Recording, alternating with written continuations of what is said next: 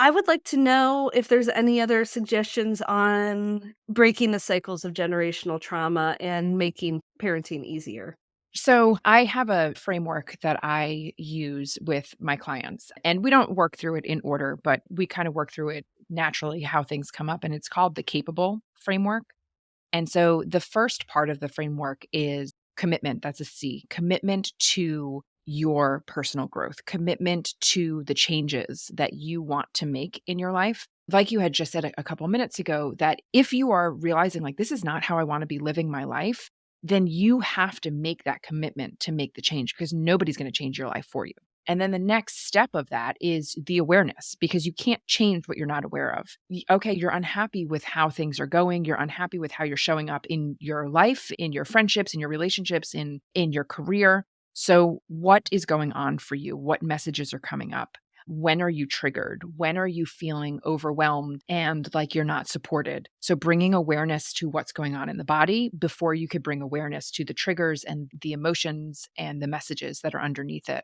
The P, A, and the B of the capable framework, that's a strategy that I teach right off the bat. It's pause, affirm, breathe. So once you realize that you have been triggered, that you are acting in a way that you don't want to be acting, you pause. You have an affirmation that you say to yourself that will help you ground you in that moment. And then you do some breath work. And I walk through different breathing exercises depending on where you are. Are you feeling anxious? Are you feeling like you're floating all the way out here? What do you need in that moment? And then deciding the breath work that can help for you. And then the last two letters are language and exploration. And the language piece is figuring out, number one, what you want to communicate. So, what are your needs? What is going on for you? If you are in a partnership, if you're in a two-parent household, if you're in a single parent household and you have your parents supporting you or a babysitter, what needs to be communicated to others, even to your children, if your children are old enough to understand the dynamics of what's happening in the house?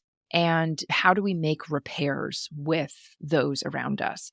Because here's the thing, you're not going to get it right 100% of the time. There's no welcome to your healed self sign. There will always be something that comes up that catches you off guard that you weren't expecting. And so it's, how do we, number one, repair with ourselves? How do we extend that grace to ourselves to recognize, like, oh, so that thing happened. And so now here's how I go back to those who were involved to say, I'm sorry for my reaction in this, and this is what I'm working on, and this is how I'd like to move forward. And then the last place, the exploration, is digging into your family history. So, in all of my personal experience and in working with my clients, I realized that at some point in your healing journey, all of a sudden there's this like ball of resentment that's starting to build in your chest, a resentment for your caregivers, a resentment for the people around you. And it's recognizing, number one, that you're feeling this resentment. And number two, looking at your caregiver's childhood. And so I discovered this with myself. I wrote a book a couple of years ago that's still sitting on my desk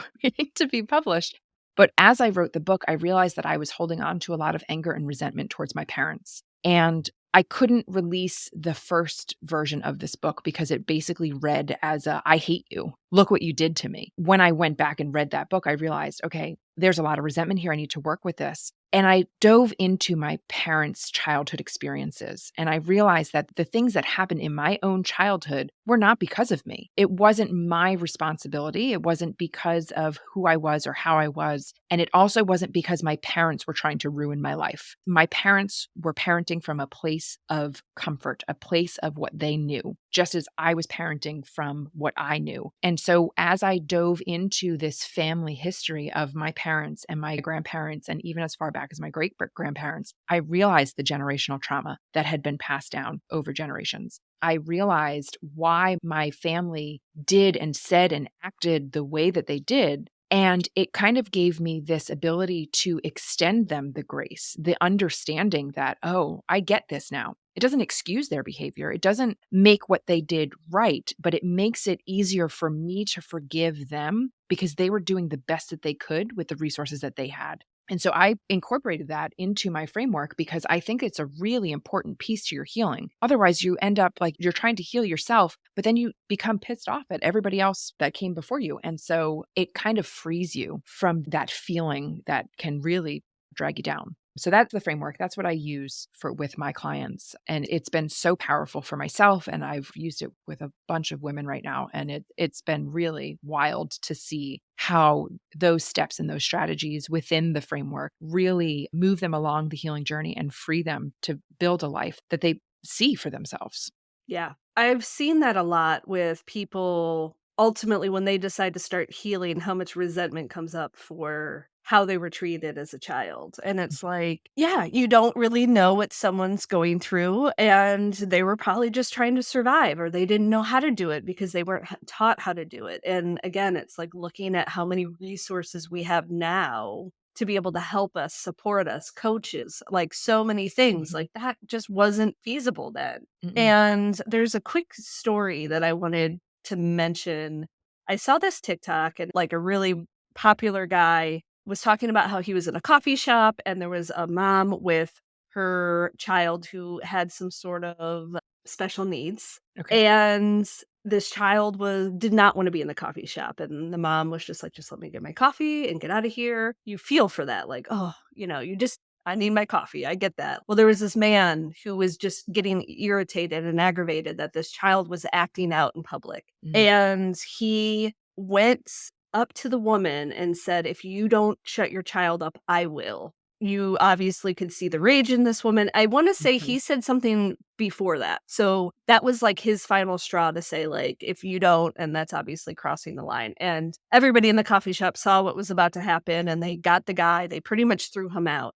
And I was like, I'm not excusing his behavior by any means. His Mhm. reaction to that was terrible. I go, but it is clear that he grew up in a household where he Mhm. was not allowed to express his emotions and that he saw a child being able to do it in a public place. And that just threw Mm-mm. him off the rail. And it's like, again, not excusing his behavior, but imagine him having that hurt as a child. Mhm. I felt for the children in that video. The Mm. kid that was experiencing that firsthand and that man as a little boy who never Mhm. felt safe enough to be able to talk about it. Knowing that hurt people and we could be so quick to judge on why someone did something, but it's like they were probably never given the tools to be able to heal whatever is triggering for them. I've seen people that like when something like that happens, they automatically just give them love instead of a Mhm. reaction. And it's hard because a lot of times we're like, whoa, what you're doing is not right. Mhm. But it's like ultimately they probably need that the most. And maybe if Mhm. they see that someone is just open giving them love, they might say, "Oh, maybe this is worth me healing or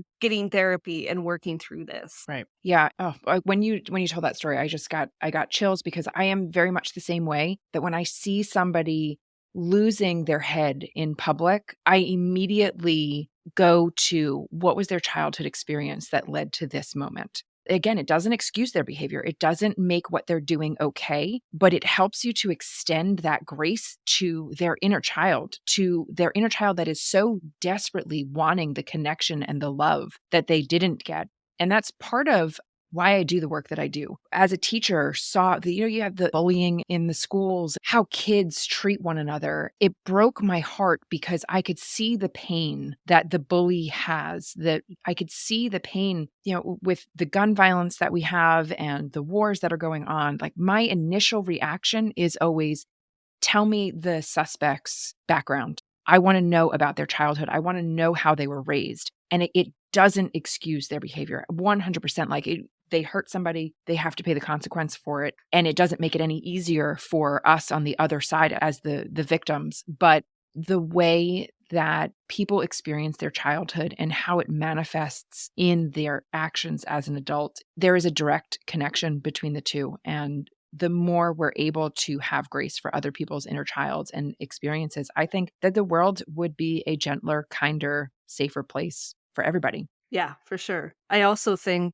that's the stemming of Karens, Karens who lose their mind in Mhm. public is that they, one, don't know how to manage their own energy because they weren't given the opportunity to say, how do you feel? They were Mhm. pressed down and they weren't allowed to express how they feel. And then now they're in a place of like not having that self awareness because they were never Mhm. taught to be aware of themselves. And so they project this, spew of making people feel poorly about themselves because Mhm. they were never giving the affirmations that they wanted and needed as a child. And the reason, like, that came forth was I was ultimately getting food and, like, I could feel the anger coming up inside of me, and I was like, "Oh my gosh, I meditate. I have all this awareness, and I'm having a hard time controlling this anger in public right now." Of course, someone that doesn't have those practices would just Mhm. explode. I think if people were aware of just the idea of healing, it's not a one-stop shop. It is a ever evolving thing and there always be something coming up, but it's truly important, especially if you have kids, because do we want to take this stuff and dump it on them or do we want to Mhm. show them a different way? We do have access to the tools and the support our parents before us didn't have. Yeah, it's if you're not willing to do the work for yourself, you're just passing it off to the next generation to do. And so I think the greatest gift that you can give your kids is to work on your own healing.